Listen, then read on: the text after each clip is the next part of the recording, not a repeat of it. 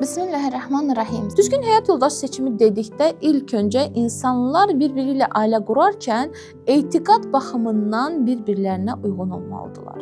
Yəni baxırsan ki, bir dindar bəydir, gedir dindar olmayan, yəni dini etiqadı olmayan bir xanımla ailə qurur və daha sonra ailədə problemlər yaşanır. Misal üçün, dindar bəy deyir ki, sən hicab taxmalısan, xanım da deyir ki, mən hicab taxmayacağam.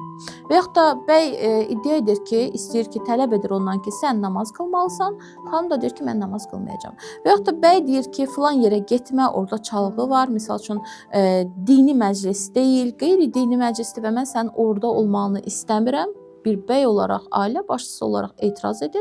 Xanım da deyir ki, mən gedəcəm. Yəni, mən belə görmüşəm, belə böyümüşəm, bu mədəniyyətdə böyümüşəm və sən mənim bu mədəniyyətimi dəyişə bilməzsən.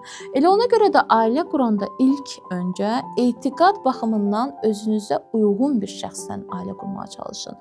Yəni, təbii ki, belə deyək, bizim sevgi adlandırdığımız müəyyən hisslər var. Onlar ailə qurarkən gəlir, keçir önə. Eşq adlandırdığımız müəyyən hisslər var ki, onlar gəlir, keçir önə və biz kör-körənə kiminləsə ailə qura bilərik. Belə bir hal mümkündür, baş versin. Amma daha sonra həqiqətən də çox ciddi problemlər yaranır. Elə ona görə də ailədən öncə bir balaca ağılı önə atmaq lazımdır. Qəlbi kənara çəkib, ağlı önə atmaq lazımdır. Təbii ki, iki insan bir-birini bəyənə bilər, Allaha xatir sevib ailə qura bilər, amma ağılla burada artıq iş görmək lazımdır. Ailə quranda etiqad məsələsinə çox diqqətlə fikir vermək lazımdır. Çox ciddi bir məsələdir. Və yaxud da tam tərsi olur.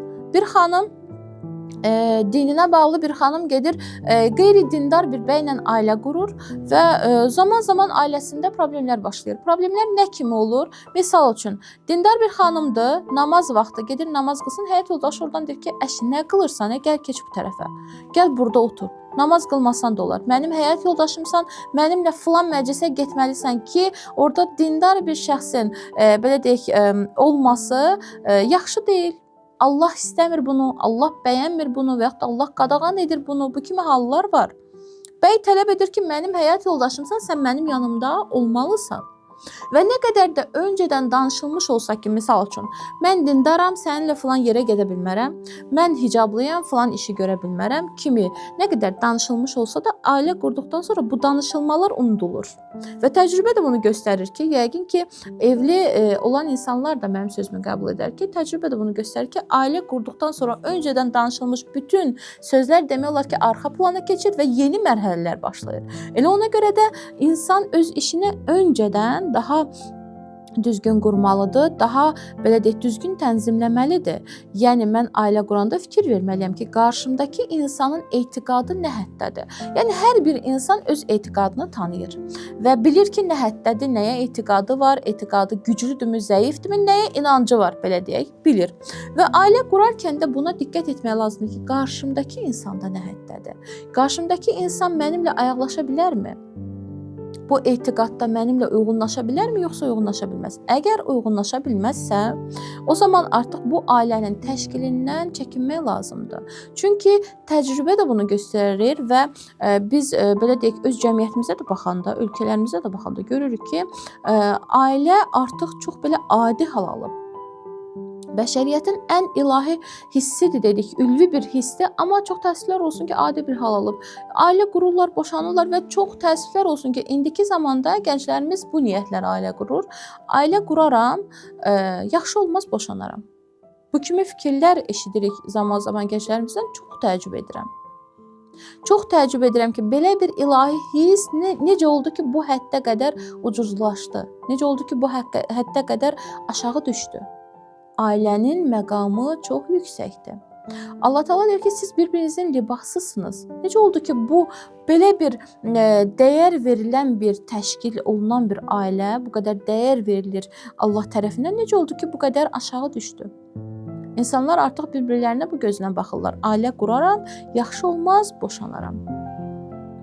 Və bir şey də xatırlatmaq istəyirəm ki, ailə quraram, boşanaram deyənən insanlara demək istəyirəm. Ümumiyyətlə ailəsində problem yaşayan insanlara da bunu demək istəyirəm ki, ailə dağıtmaq, yəni talaq, boşanmaq Allahın bəli halal buyurduğu bir şeydir. Yəni boşana bilərsiniz siz əslində. Bunu Allah Taala da icazə verir.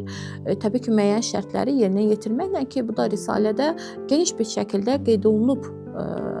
Yəni sizlər üçün. Amma boşanmaq Allahın halal buyurduğu, amma sevmədiyi bir işdir. Allahın ərşi titrəyir. İki insanın belə deyək, əqdi pozulanda, nikahı pozulanda Allahın ərşi titrəyir. Elə ona görə də bu mövzuda diqqətli olmaq lazımdır. Önə çıxan ilk problemdə ailəni dağıtmaq əvəzinə bu ailəni qorumağa düşünmək lazımdır. Bu ailəni necə eləyə bilərəm ki, irəli apararam, bunu düşünmək lazımdır. Elə onun üçün də öncədən fərd tərəf özünü ailəyə hazır hiss etməlidir. Çox təəssüflər olsun ki, günümüzdə hələ də müasir dövr olmasına baxmayaraq, bu qədər inkişafların olmasına baxmayaraq, hələ də böyüklərin gənclərə təzyiqi olur. Hələ də böyüklər bəzən deyirlər ki, ailə qur, öz övladlarını buna təşviq edirlər ki, ailə qur. Bəli, İslam dini də əslində gənclərin tez ailə qurmasının tərəfdarıdır. Hədislərdə biz baxanda görürük ki, bəli, İslam dinində gənclər təşviq olunurlar ki, tez ailə qursunlar. Amma bu o demək deyil ki, özünü ailəyə, ailə məsuliyyətini dərk etməyə, ailə məsuliyyətini öz çiyninə almağa, öz öhdəsinə almağa hazır olmayan bir insanı məcbur bir halda evləndirəsən. İstər xanım olsun, istər bəy olsun. Çünki hərəsinin ailə həyatında ayrı-ayrı məsuliyyətləri var və biri-birindən ağırdır bu məsuliyyətlər. Bu o demək deyil ki, İslam dini deyir ki, bəli, gənc yaşda ailə qurun, elə özünü dərk etməyən bir xanımı evliliyə məcbur edəsən və yaxud da özünü dərk etməyən, bu məsuliyyəti anlamayan, öhdəsinə götürə bilməyən, belə bir qüvvəti olmayan bir bəyi evliliyə məcbur edəsən ki, ailə qur. Bəli, sən ailə qurmalısan. Xeyr, bu o demək deyil. Elə ona görə də ailə qurarkən özünüzü ailə həyatına hazır hiss edin və daha sonra bu addımı atmağa çalışın. Təşəkkür edirəm bugün bizi izlədiniz. Minnətdaram hər birinizə. İnşallah növbəti verilişimizdə elə bu mövzumuza davam edəcəyik. Hələlik isə sizlərlə sağollaşıram. Sağ olun, Allah'a əmanada qalın. Əssalamu aleykum və rəhmətullahi və bərəkatuhu.